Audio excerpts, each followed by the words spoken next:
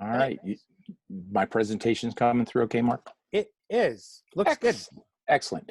And yeah, I appreciate that, Mark, in terms of being able to mute folks for the presentation. And just to say as well, friends, that our plan is to make this presentation available to you in a variety of formats. It'll be available as a PowerPoint download, so that if you want to use it in that form with some of your leaders, you're certainly welcome to do it. There'll be a PDF version of the presentation as well, with each of the slides on a page if you prefer that method. And we've also even boiled down the components of it, and you'll understand that as I launch into this, into a multiple page, 3-page PDF file that will contain all of the questions. And that's really what this is meant to be as we come together today. It's meant to be a way for us as a regional family to hopefully help you as leaders, both pastoral and lay leaders, have a foundation or a framework from which you can talk with your church family about this, the decisions around reopening the church for public gatherings of worship. So we're hopeful that that's helpful to you. And again, on the end of the presentation, the end of our Zoom call today, there'll be a web page where all of this material will be available for download, and we'll put out the URL for that page in a variety of ways in the coming couple of hours today. But wanted to be able to focus our attention around the presentation, and then we'll open it up for some conversation about some of the issues that are raised by it, as well as some other thoughts that you have, because again, cord of three strands is not easily broken. I mean, we're far stronger together than we are alone. So hopefully our time together here today can be helpful as you begin that process of thinking. Now, I need to say too, first and foremost, if I can get there we go. First and foremost is that this is the disclaimer, right? Any suggestions or guidance that we provide are simply that, it's suggestions. I mean, we are Baptists, and each one of our congregations function autonomously and need to lean upon the Spirit in determining what's the best practices of ministry. So, I mean, we're not Lutherans, we're not Episcopalians. We don't dictate what you should or shouldn't do. That is a firm belief on our part that God speaks by His Spirit through the work of local congregations. Our goal here is to really, hopefully, help provide you with a framework to have those discussions in the life of your local fellowship. And over the years, as a region, we've made a very strong case that every church is unique. And that certainly holds true today. Not every community within Pennsylvania and Delaware has experienced this pandemic in the same way or to the same extent. I was on a call last week with one of our lay leaders from up in north central Pennsylvania, up towards the New York border. And she mentioned at that time that I think they had 2 cases in their entire county.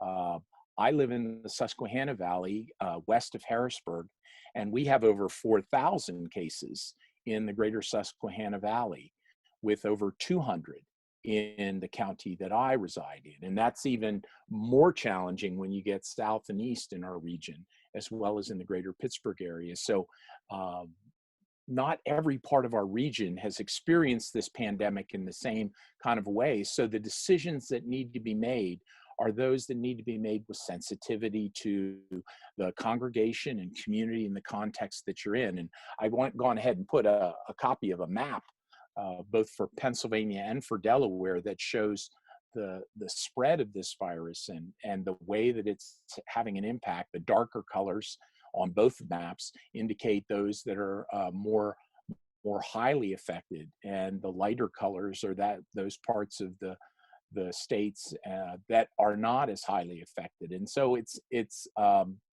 different depending upon where you are in Pennsylvania and where you are in Delaware. And so how you process this information is really specific to your particular point of geography. But that all being said, we want to provide some questions, hopefully, to help you think through this challenging time.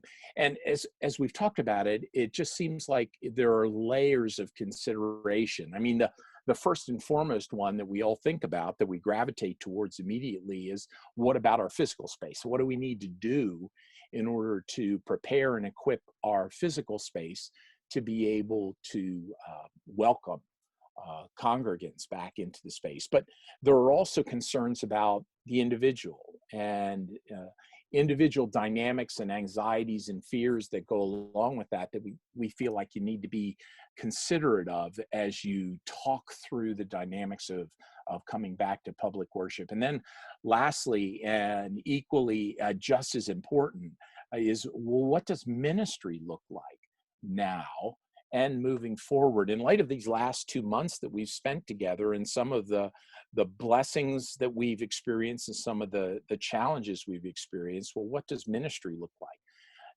now and moving forward? And so we have some questions that we framed around each of those areas that, again, we just want to launch out there for you, that hopefully it provides a framework for you with your leaders moving forward. So first, some questions to consider in the about ministry in the wake of COVID around the physical space of your worship centers. Gathering for worship as the restrictions for COVID-19 are relaxed literally isn't as simple as letting folks know you'll be meeting at the worship center moving forward and unlocking the doors.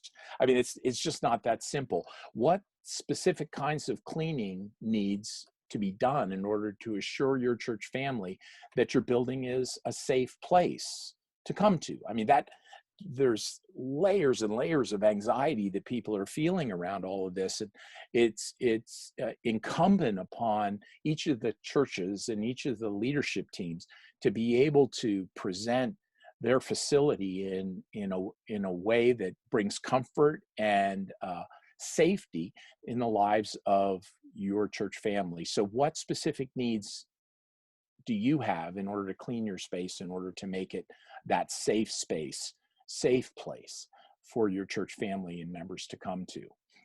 Along with that, and the fly up there is a document that will be available for download for you, and it's just stolen right off of the CDC website and has a series of hot links that addresses some of the specific needs from the Center for Disease Control's perspective about how you clean a public space and what needs to be taken into consideration in doing so. Around all of that, because it is such a big job, who can be recruited to help prepare the church for that reopening? Is it an all hands on deck? Is there a smaller group that you're going to turn to come in and help you to do that cleaning? What resources are needed for that cleaning? And are they readily available, or do they need to be ordered? And perhaps ordered now, so that when that time comes, you're able to do it. Because, gosh, you've all been to the store and you know the availability of some of those cleaning products. You need to be thinking about that now and preparing for it.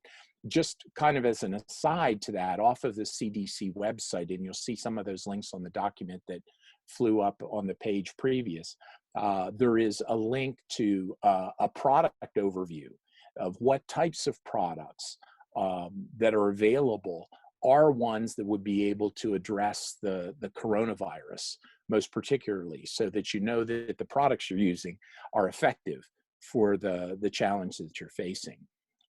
So you get the building all set. Well, that's great. That's the first step, though, because what are the ongoing protocols then that need to be put into place to maintain the cleanliness of the space?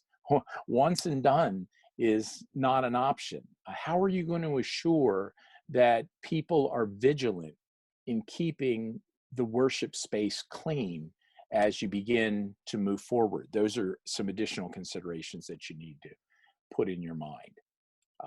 What procedures and supplies are you going to put in place to maintain a safe space while folks are present for face-to-face worship? I mean, it's not just the cleaning of the building on the front side or the cleaning of the building after folks are there, but there needs to be a level of diligence that you have protocols that you put in place, it would seem, as you have folks present in the site, kind of related to that. Will you have hand sanitizer, disinfectant spray and wipes and masks available for folks as they come?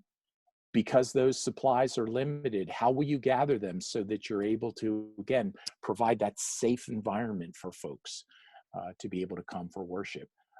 What practices can you put in place during the time when people are meeting? Are there going to be individuals made responsible for going in and cleaning in the restroom areas during your morning times together?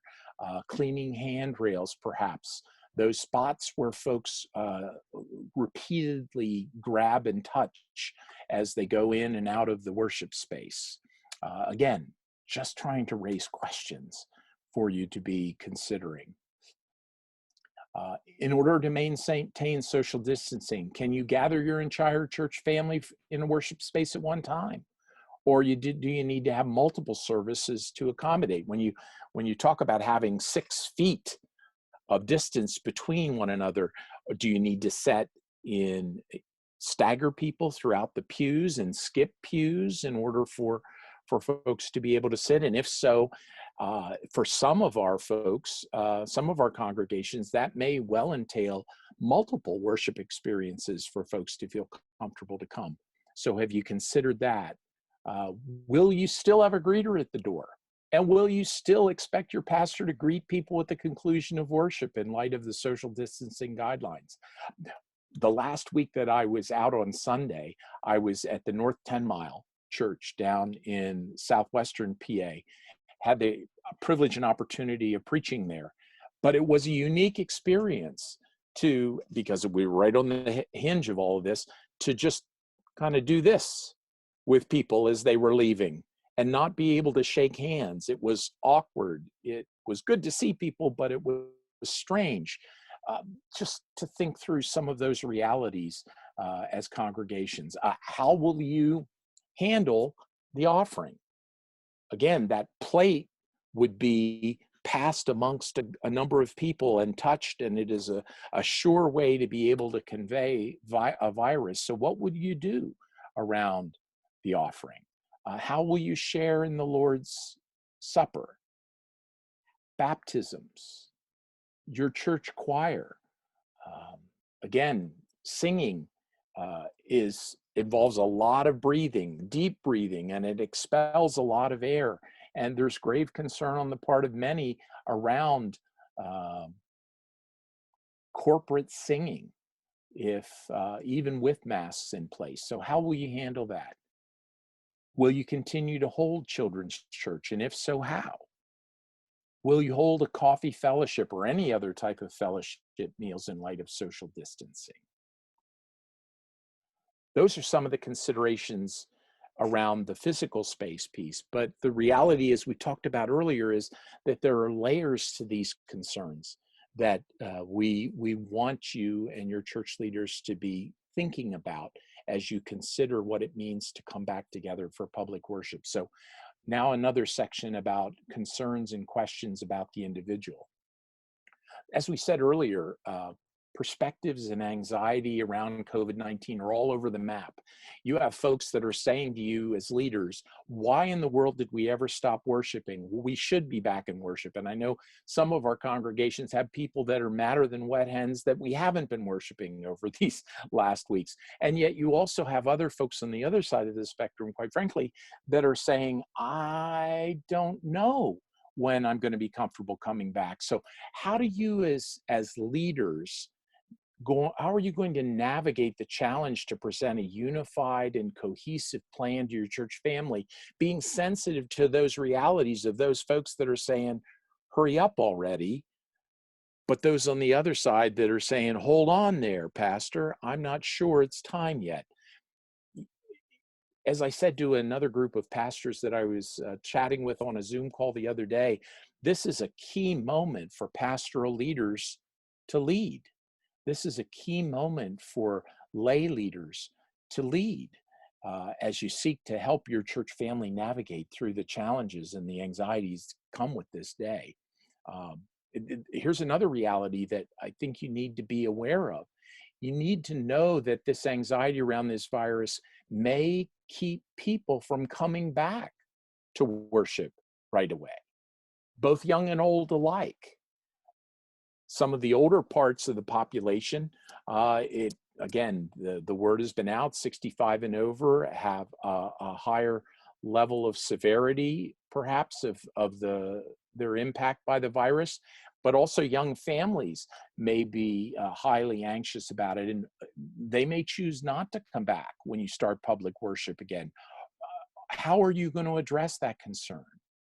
And are you going to be able to give grace to them because of the fears and anxieties that they have? And how are you going to help your church family that do choose to come engage with those that, for a variety of reasons, choose not to right out of the box? The other side of the coin, perhaps there are some that in your mind need to stay away based on their health, based on their age. How are you going to grapple with those realities and help process some of those conversations? Something to think about. Along with this has been, in many cases, through our online formats, but also just in general conversations with people, the crisis has caused more people to be open to the Lord. How do you plan to welcome those new persons, some of which may have found you in an online community? What are you going to do to fill the void that might be created when some volunteers refuse to return in the near future? That may be key components of your life together as a church family, but because of their anxieties around the virus, they're going to stay away. Are you prepared to be able to fill that gap in the near future where they cannot return for a time? And in the face of increased unemployment, have you considered how reduced giving from your members may impact your 2020 budget and beyond? Who needs to be looking at those realities? We're going to be spending one of our Zoom sessions, not next week, but the following week, talking about those financial realities. So hopefully we can be helpful to you as you begin to think through some of those issues. But in the face of the amount of unemployment, those are questions that I think we need to be asking. Again, sadly, there have been those that we've lost in the midst of these last couple of months. What about scheduling and holding memorial services, homegoings, remembrances for people who've died during the time of the stay-at-home orders? Have you begun to consider how you might be able to do that in the life of your church family? How will you address the personal and family struggles that may have arisen in this time of social distancing, as folks have had time together in a very concentrated way, and couples may have experienced marital strains or family strains or financial strains, emotional, physical abuse, loss of jobs? Are you ready for those kind of realities as you begin to come back together? Certainly you're dealing with some of those probably now, even in the distance, but when you get face to face again with one another, those challenges could well be very prevalent for you. Additionally and relatedly, this period of isolation will certainly result in a number of heightened addictions: alcohol, use of drugs, pornography, etc. Additional mental health challenges are on the rise, and we just need to be deliberate in thinking through some of those realities as we begin to move into a new chapter of this virus and its impact on us.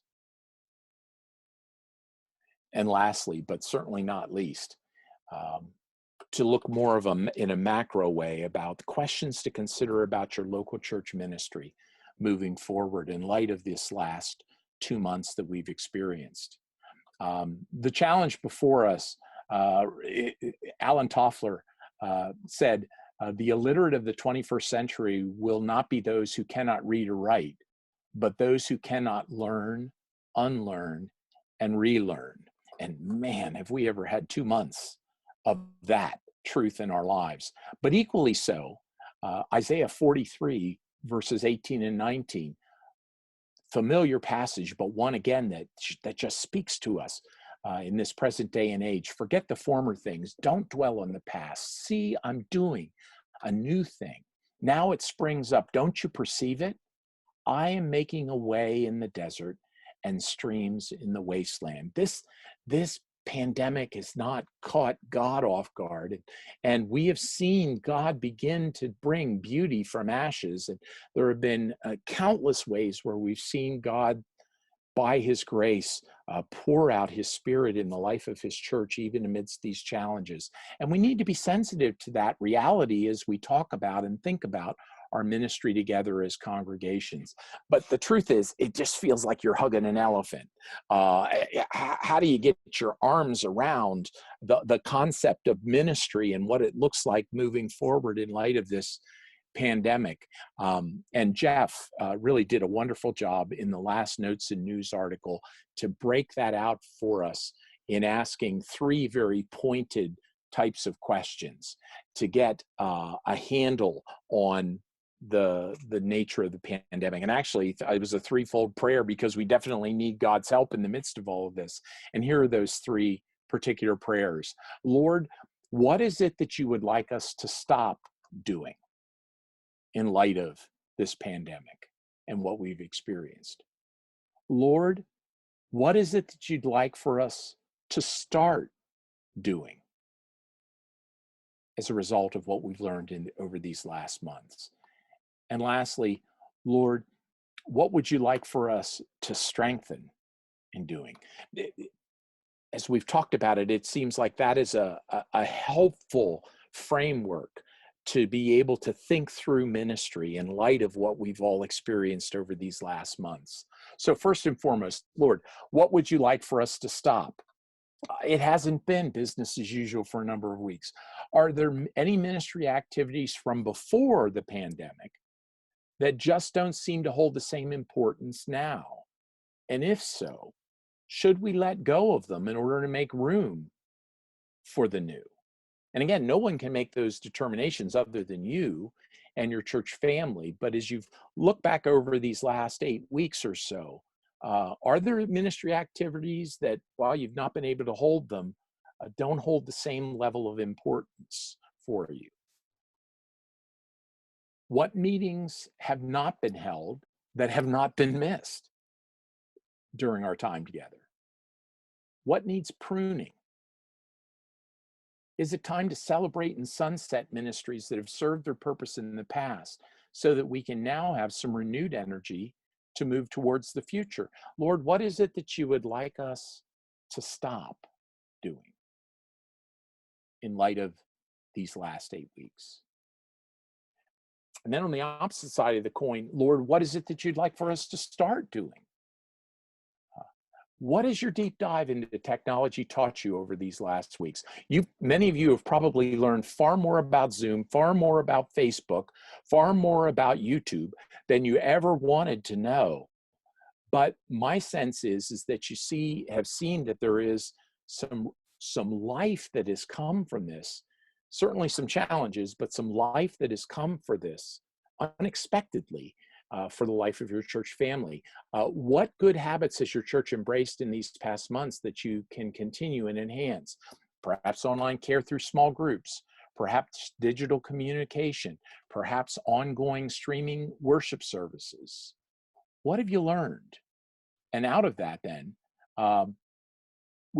you may have cobbled together a Facebook or a Zoom stream, but if you're sensing that God is using that to expand your ministry and expand your reach for the kingdom, if it's here to stay, should we invest in the experience with some better technology?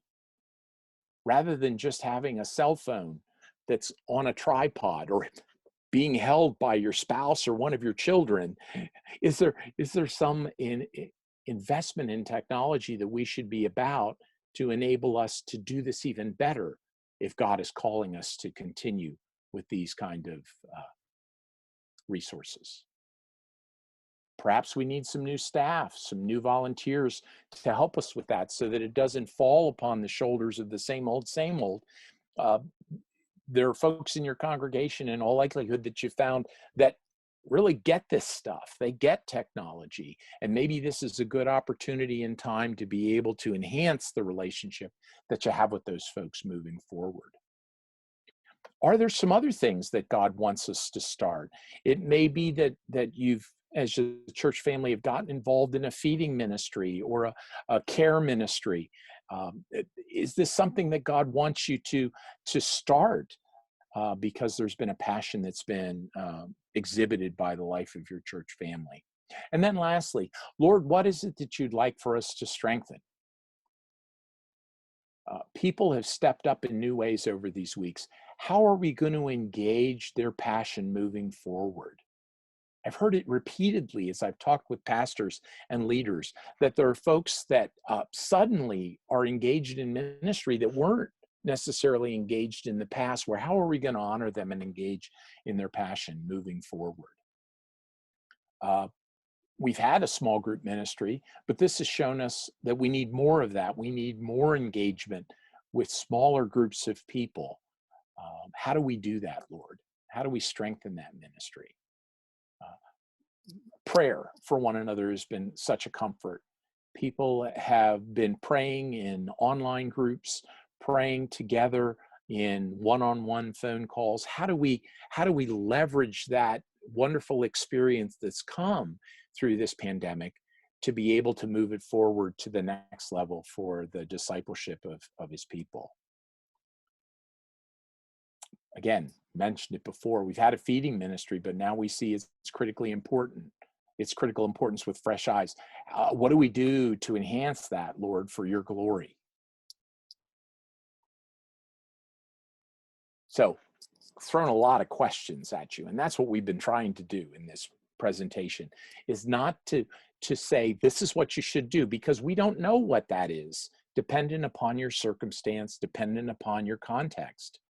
But we wanted to provide you with a framework to be able to ask, hopefully, some helpful and solid questions to consider as you just seek to discern what is it that God is planning to do. And that's the important thing in my mind, in our mind, about this next step. So what's the next step?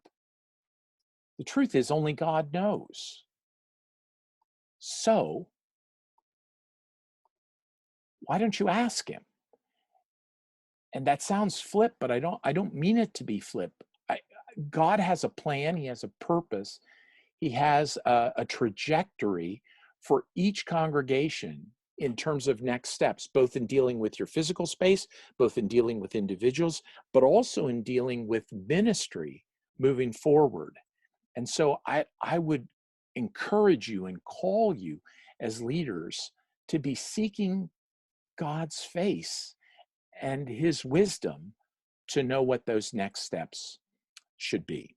So again, this presentation is going to be made available, both the PowerPoint version, if you choose to use it that way, as a PDF of the PowerPoint, and then also too as a downloadable PDF that just lists out those questions broken out by those 3 layers.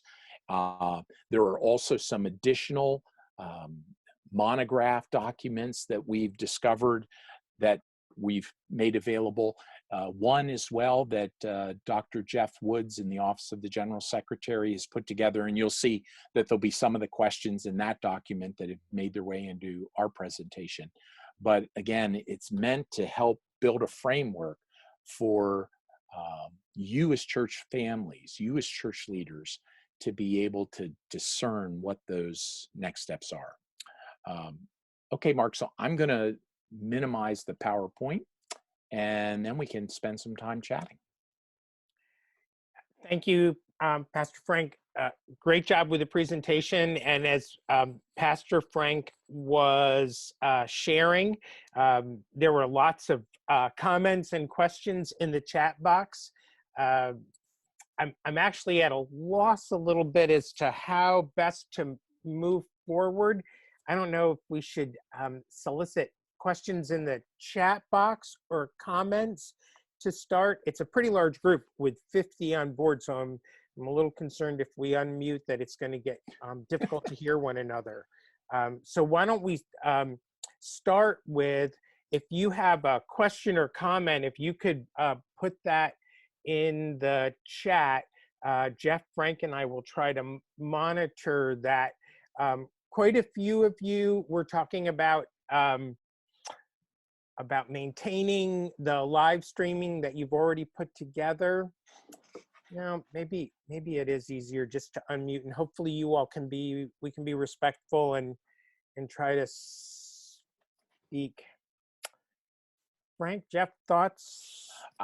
I think that's probably the best way to go ahead and do it. Mark, we'll give it a shot, and hopefully, folks, if you're not speaking, if you would mute yourself, it sure would make the world a lot simpler for everybody, so we don't get that kind of feedback loop. But again, like I said at the outset, a cord of 3 strands is not easily broken. There's a lot of resource that's here. We're trying to help you frame out some conversation, but hopefully our time together today can be helpful to one another as well. Yeah, I have unmuted all of you, but as Frank said, if you could mute yourself if you're not talking, and that way you can open your mic as you need. Pastor Scott's right, there is the raise your hand function that might be helpful, but Mark, yeah. a topic that came up a lot, I noticed in the chat box that maybe will get us going is, are you going to continue live streaming? And not just a yes, but maybe a reason or two why. And if you aren't going to continue that, maybe help people think through that as to a reason or two why. So if someone wants to begin there with, because some have said that already, but maybe if you're going to, why are you going to? And if you're not, why aren't you going to? And what does that look like? I was one of the ones that put it in the chat box asking if, when we come back together, with the comments that Frank made about some people not feeling comfortable to come back at the beginning, taking some time, do we need to continue broadcasting, live stream, video, whatever the service for those people, or is that likely to discourage people from coming back to the church? I know that's not everybody's end goal is to get them back in the church building necessarily, but that was my question. Folks want to respond to that? Your perspectives on it? Obviously, I have a perspective on it, but I'd rather hear from others. I was going to say that's one of the things that I kind of worry about. We've decided we're going to continue the live stream. In fact, we had been dragging our feet at getting up and running to it later than we wanted, and I definitely think we should. We've seen it be a tremendous blessing for people that have a hard time getting out anyway.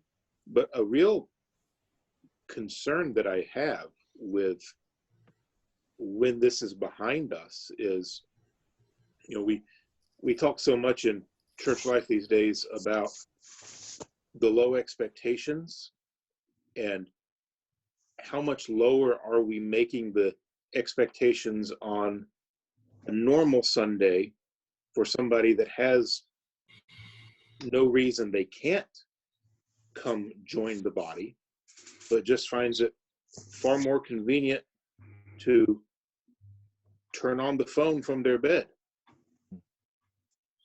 I don't know that there's a great answer to that, but it is I could see that becoming a problem.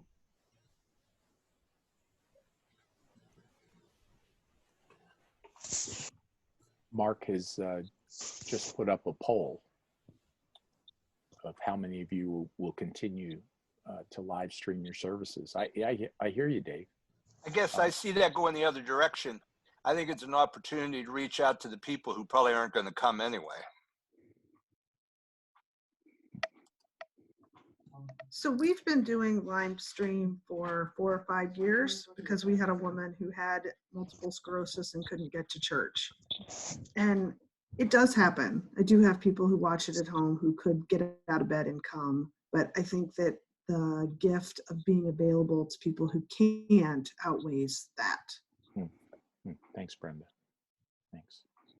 And I think I'm safe in saying I don't think there is one church that hasn't had an online presence over these last 6 weeks that has more views of their on-site presence, online presence, than people on site. It's just been amazing to see the numbers of views of 3 to 4 to 5 times their Sunday morning attendance. So clearly unless people just love you so much, and I believe that's true, they just watch you over and over and over and over again.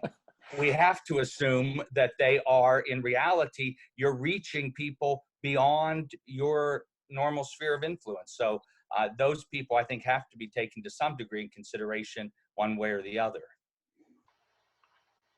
Well, my honest feeling is that cow has already left the barn. You know, we opened the door to this, and folks now are connected that haven't been for a while.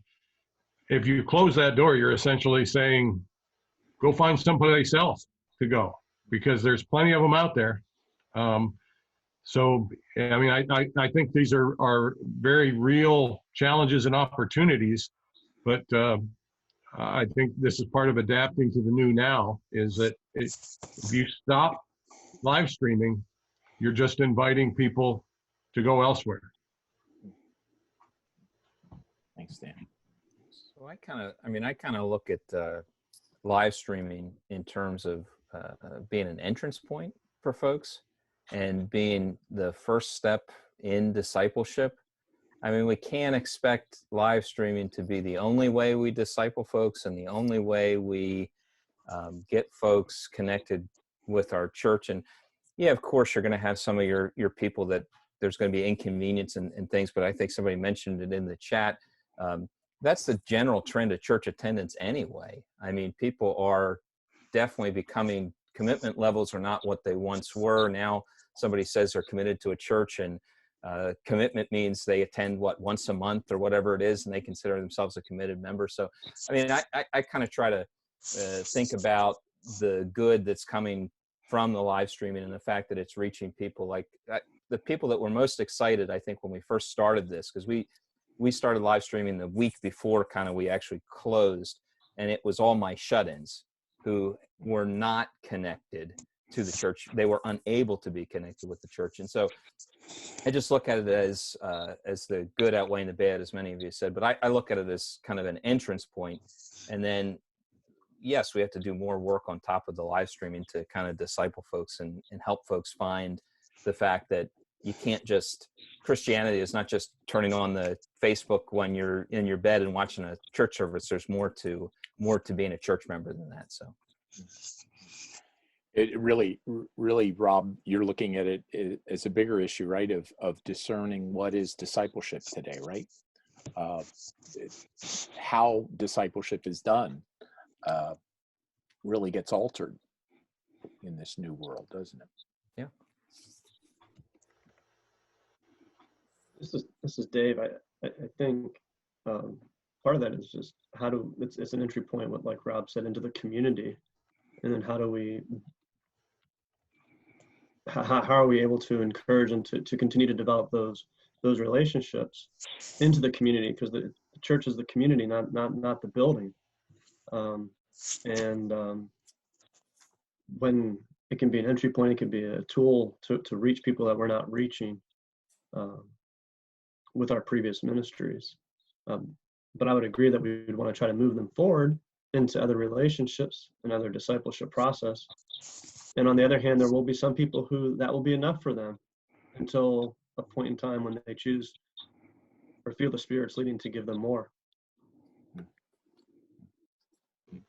And that should be okay. Thanks, Dave. Hi, this is Debbie. You know, I think I'm going to be faced with opening the church soon, because we're in Wyoming County, and that is one of the few counties that has very few cases. I live in Lackawanna County, but my church is in Factoryville. So I was looking at the totals, and they only have 145 cases. It's hard to believe. So I think we'll be faced with opening pretty soon. And I have not done live streaming yet. And the elderly people who are home, They don't even have computers. What I've been doing is emailing my messages, and then I mail them to those who are not on email. But as far as reaching the shut-ins, my shut-ins or the elderly people don't even have computers, so I just haven't done that yet.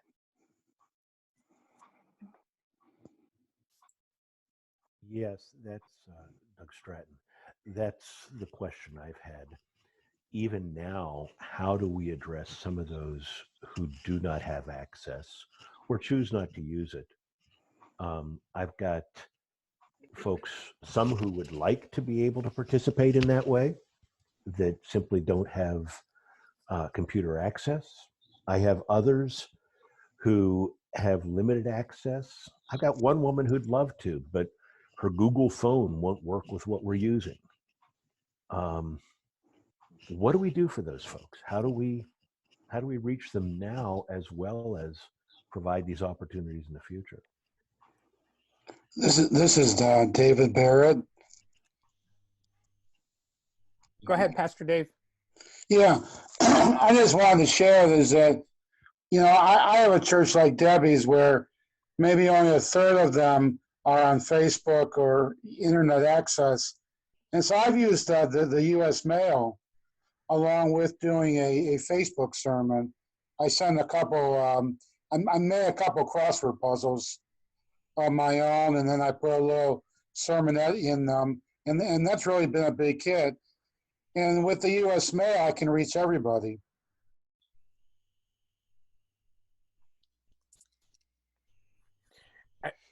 On a different topic, it was last week I had a chance to participate in a Fresh Expressions meeting, and one of the first things the speaker brought up, it was an interesting story. He mentioned that the number of firefighters who died in wildfires when they were told to abandon their equipment and run to safety, and they failed to abandon their equipment and actually were overcome by the wildfire because they just couldn't let go of the tools that they trusted for so many years. And it slowed them down to the point that they perished in the fire.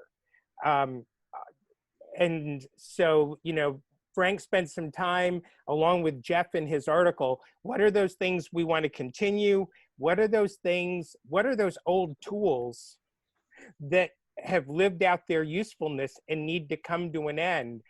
And maybe our congregations are going to be struggling to let go of those old tools, even though they're old tools, and may actually slow us down in terms of doing ministry. So I don't know.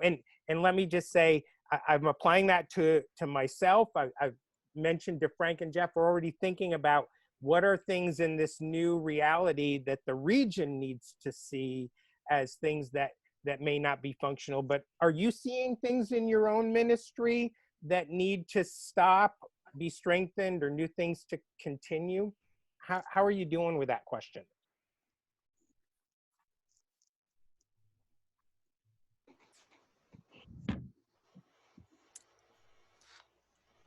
Well, one of the things that we had seen prior to this was that when we were having board meetings, more and more people were wanting to just join us by phone. And then we would put them on the cell phone so that they could participate in the meeting.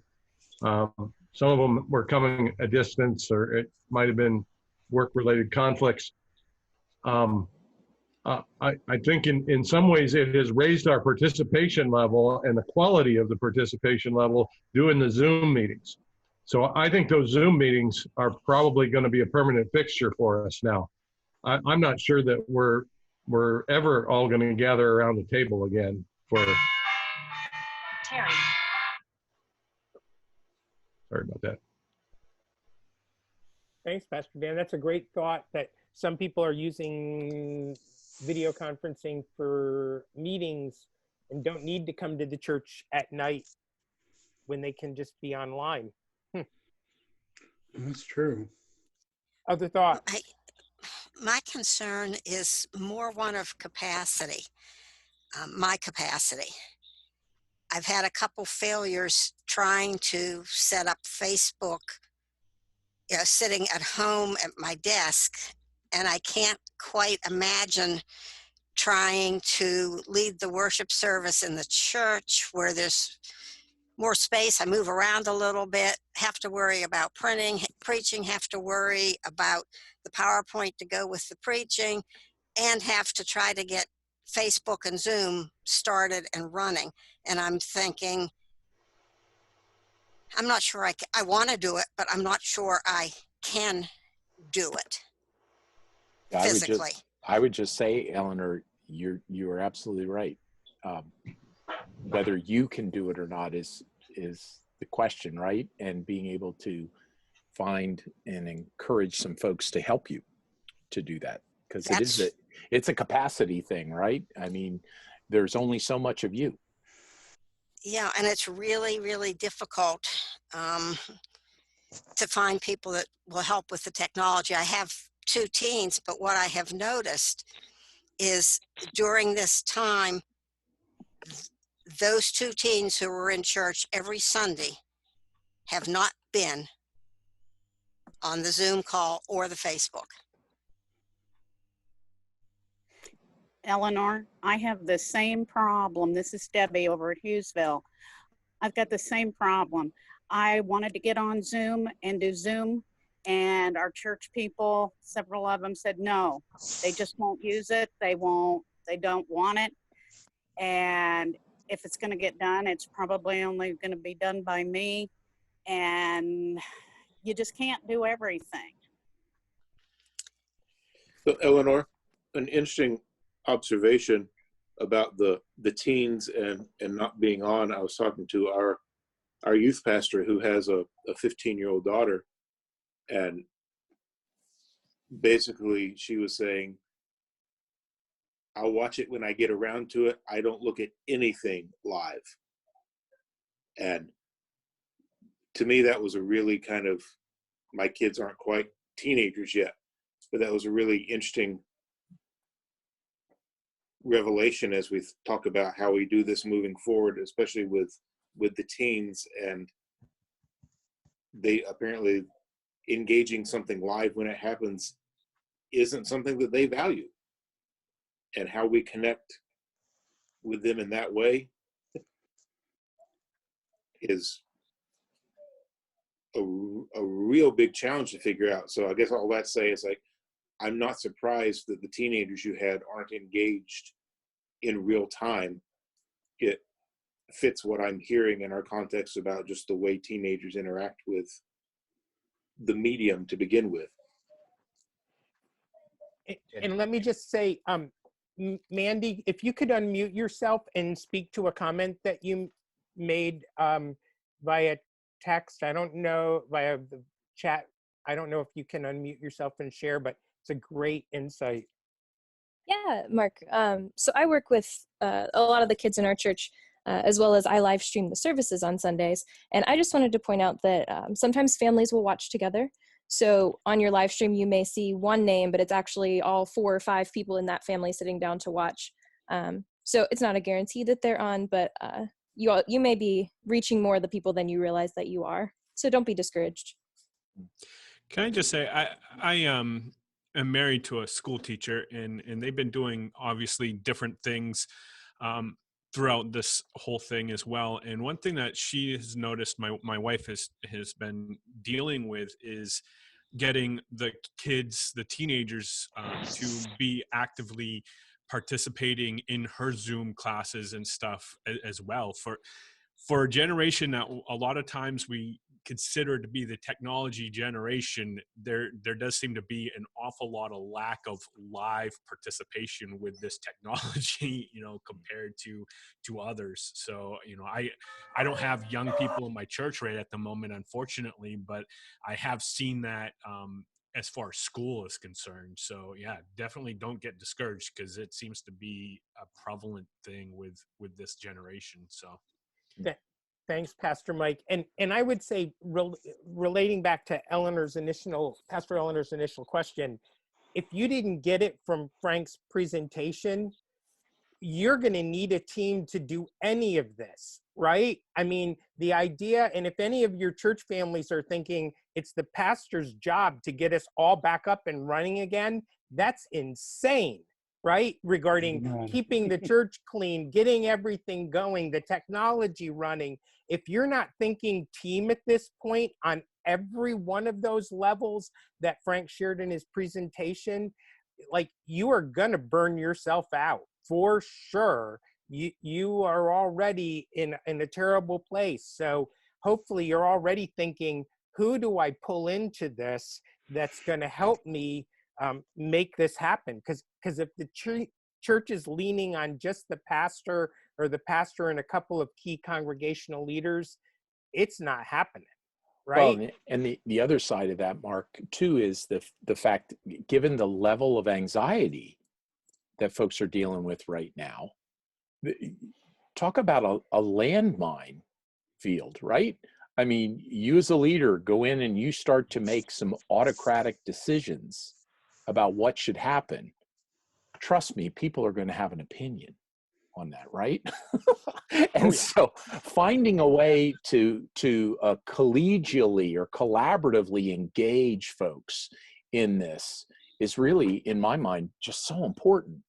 Again, not only for your own sake, so that you don't find yourself frayed at all ends, but also too for the life of the body, that you can make some of these shared agreements about how things are going to unfold moving forward around all these areas.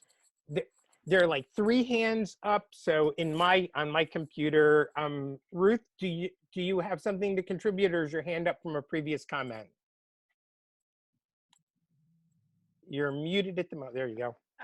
Yeah, I need to get that taken down again if I can find it. Oh, okie doke. Well, thanks. Doug, your hand is up, but is that from a previous comment, or did you have something to share, Pastor Doug? Of course, it was from previous. All right, we're going to learn how to lower our hands. Pastor Dave Harden, lowered his hand. No, you already beat me to it. There you go, brother. Thanks. All right, go ahead. I might add, those of us who have a tendency to be autocratic to begin with really need to pray for grace at this point, because it's so easy. You're on your own. There's nobody around. It's true. And the trouble that we can get into so quickly right now is believing that since we don't see people, that it's all up to us. Good insight, man. Look at Ruth has her actual hand up. I have my hand up, teacher. I see that. I do have a question.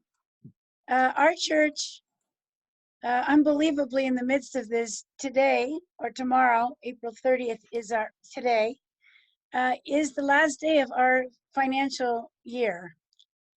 And tomorrow begins our new financial year at the church, with an annual meeting scheduled for May 24th.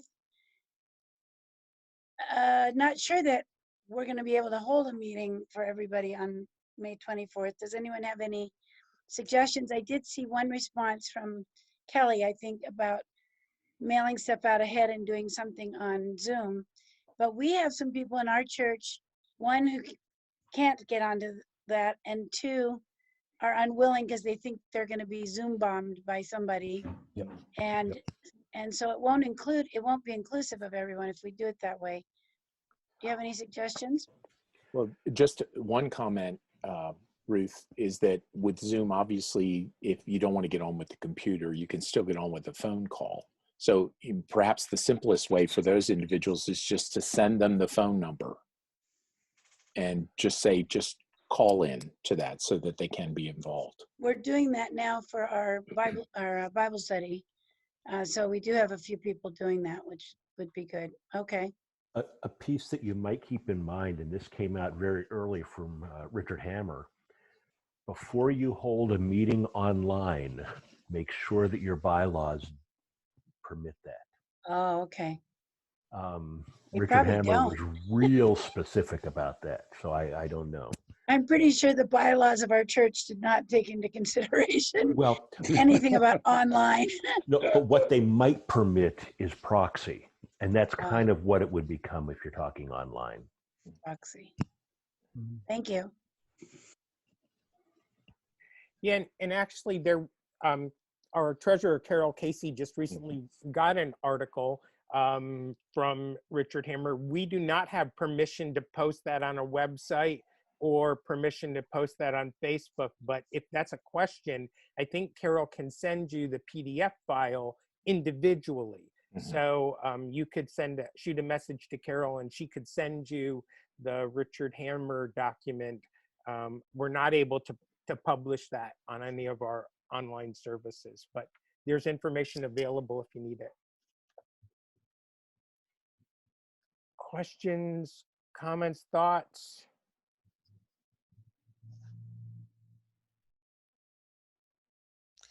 Would you believe I have at least one member that doesn't even have long distance phone?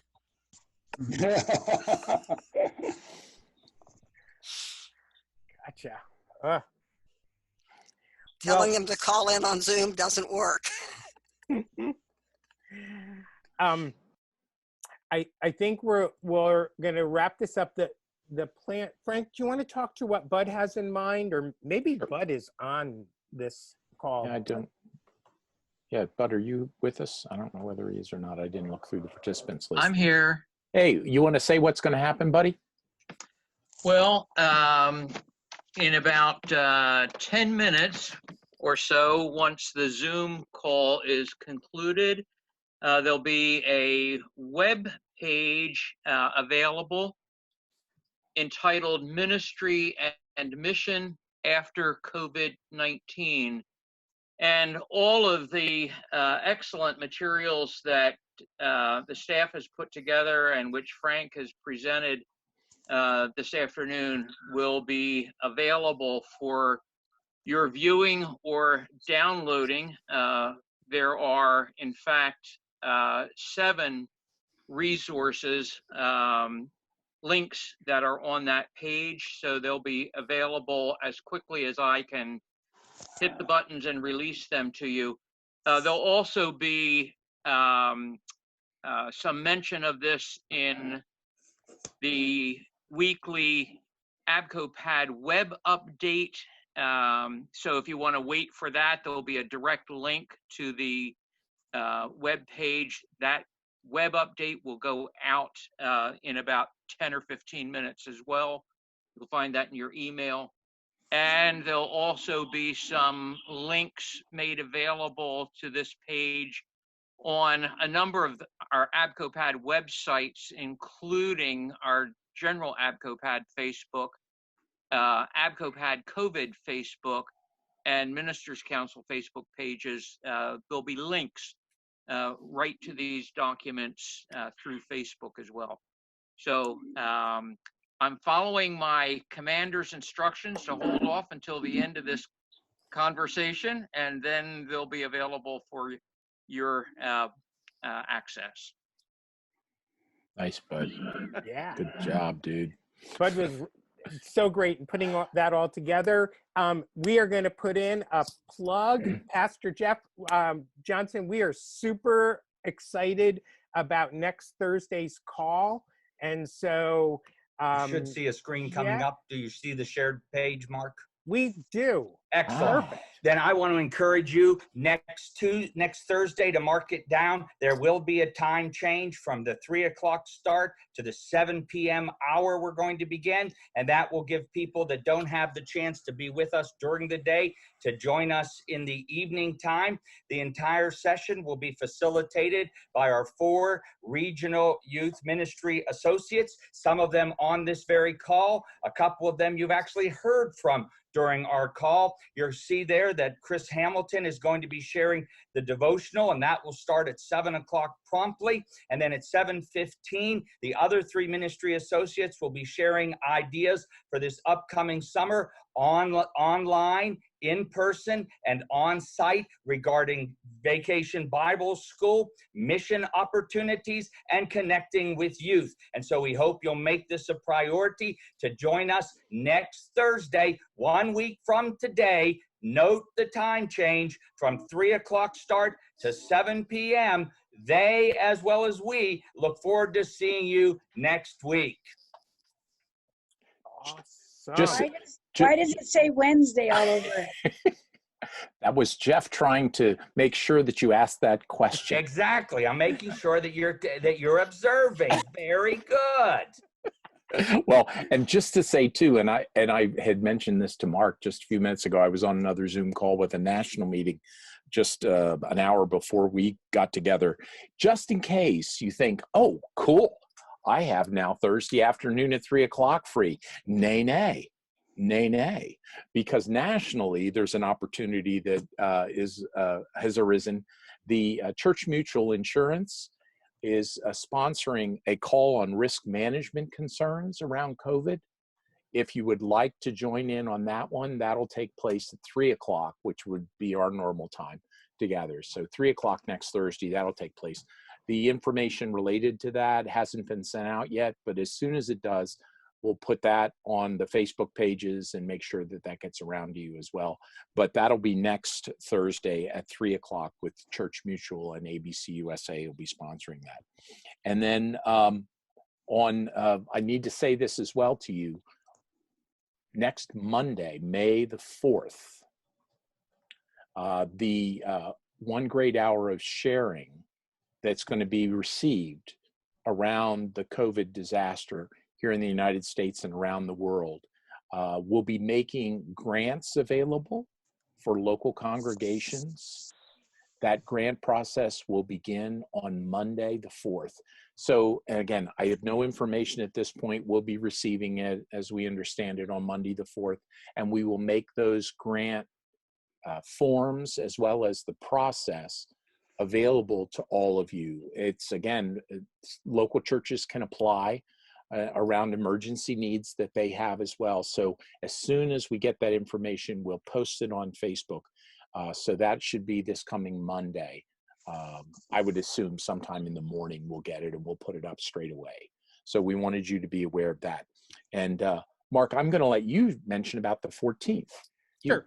So 2 weeks from today, on the 14th, we will be having our next Zoom meeting focusing on church finance.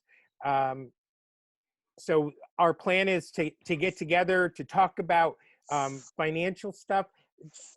In part, that will come, our regional board will be meeting on May the 8th, I believe. Yes. That's right. And they're working on, and as a matter of fact, David Harden with our MAC committee and that group has been working on some ideas that they intend to present to their regional board. I don't want to share anything. It's all preliminary stage at this point, but our hope is to get the group together on May 14th after the ABCOPAD regional board has had an opportunity to meet and to discuss finance. So that will be an important meeting to mark down, where we will be talking also, I think I saw April Cranover-Glenn, our regional president, Mark McCallion, our regional vice president. There's a lot of board members on. So that will come following the regional board meeting taking place on May the 8th. So May 14th, join us. There may be a bunch of breaking news to share regarding congregational finance. What am I missing, friends? You have all the chicken scroll on my list, so I think we're good. Good. All right. You all have been great. Thank you. At one point, we were up to like 50 participants. It was really, really good. Frank, Jeff, do one of you want to close us out in prayer? We're going to make this available, of course, on our YouTube channel a little later, but Frank, Sure, Jeff? I'd be happy to. But I want you to notice, Ruth, you win the prize for noting that it was Wednesday to catch people's attention. Very good, Ruth. Not just taking things for granted, but now the actual commercial is posted there. You should be seeing, so make sure you mark that down. Next Thursday, 7 p.m. Okay. To give credit where it's due, that was Mandy's catch. Yes, it was. So, Mandy, way to go. You're watching. So let's pray together. Lord, we do thank you for those who are still on the call and those who were with us just minutes ago but had other things to head to. Lord, thank you for the privilege of each participant's time. They could have been doing other things, if nothing else, just chilling, Lord, because like everybody, they are zoomed out, one meeting to another, and the day is not yet over. So thank you for their participation, the energy that they bring to this online session, but the passion that they give to the ministries that you've called them to on various levels of church love. Lord, as we transition in the days ahead from just an online presence, has been the case for 6 weeks, we really ask for your strong arm to lean upon and for your clear guidance to direct us forward. There are a lot of things. If we thought we were busy, Lord, over the last month and a half, busy is going to take on a whole new reality in the days and weeks ahead. But Lord, however it goes, let us never be out of step with you. Never. And so, Lord, let us walk by your side as you continue to guide us and direct us. Thank you again, Lord, for each one of these people. Put upon their lives a double portion, a second blessing, Lord, that just sustains them and supports them in both their personal and pastoral life. We pray today in your strong name. Amen. Amen. Thanks, friends. Good to be with you always. Bless you all. Thanks Bye-bye. for this time together. Bye-bye. Thank you. Thank you.